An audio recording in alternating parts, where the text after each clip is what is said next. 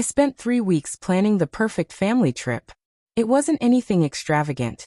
A cozy cabin by the lake, firewood for marshmallows, fishing gear for my husband, and puzzles and movies for rainy afternoons with the kids. Just time away from the noise of our jobs, our phones, our routines. Time to breathe again, as a family. I thought it would mean something. I booked everything myself. Reserved the SUV, packed snacks, triple-checked every reservation. Even bought little surprises for our 2 daughters to find on their beds when we arrived. And then 2 days before the trip, I got a text from my husband, Mark. My brother's girlfriend's friend is taking your spot. She's more fun. Just like that. I remember staring at my phone, thinking it had to be a joke. Or a typo. There was no follow-up. No explanation. Not even a question mark. Just a casual replacement of me. As if I were some +1 that didn't make the cut. I didn't scream. I didn't ask who she was. I didn't cry. I just texted back. Got it. Then I went online and canceled everything. The cabin. The rental. The deposits.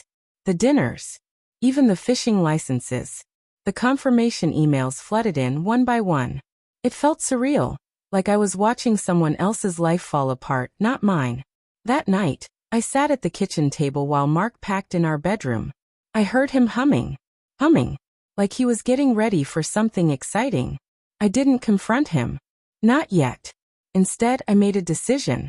You see, people think betrayal is always loud, that it comes with slamming doors and broken dishes. But sometimes it's quiet. It's a blade slipped between your ribs when you're looking the other way. And sometimes revenge is just as silent. Mark left the next morning without saying goodbye. He took the girls, told me they'd still enjoy the trip, even if plans changed. I let him believe it. Let him drive off, full of self-confidence and lies. It didn't take long for the fallout to begin. First came the phone calls. One from the cabin, asking why the gate code no longer worked. Then from the restaurant he'd planned to show off at, demanding to know why the family package had been voided. And finally, a furious voicemail from Mark's brother, accusing me of sabotaging everything and embarrassing them in front of the new girl. The new girl. Her name, I later found out, was Kayla. 27. Blonde.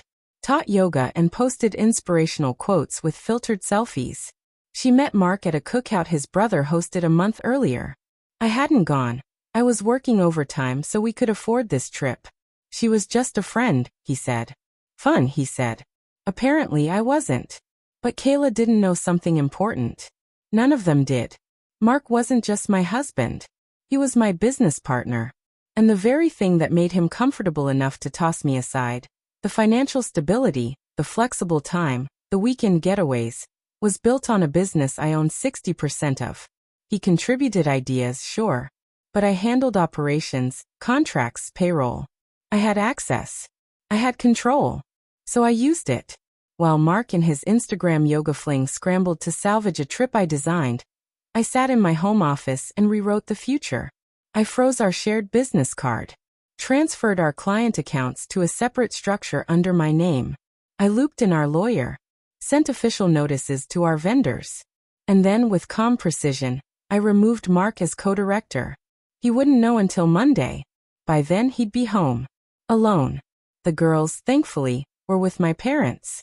I made sure they never saw Kayla. I'd lied and said I had a last-minute emergency, and Grandma and Grandpa would be taking them for a weekend adventure. They were thrilled. Innocent. The way it should be.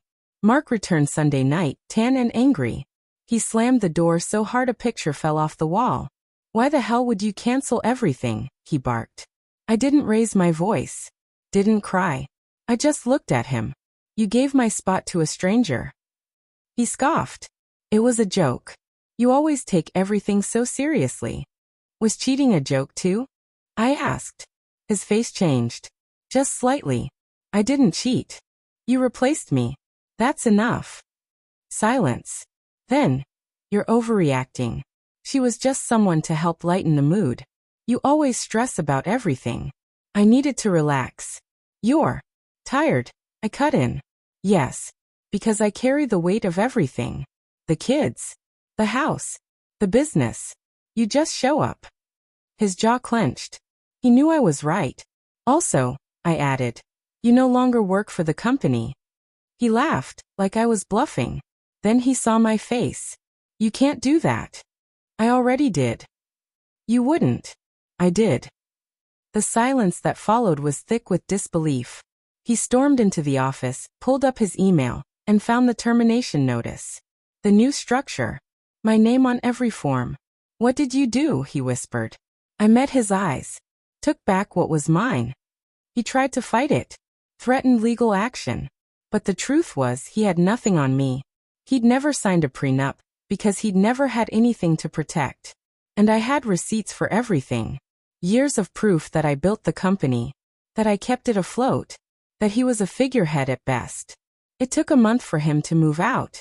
Kayla dumped him shortly after. Once she realized the man she stole from me came without the life she thought she was stepping into.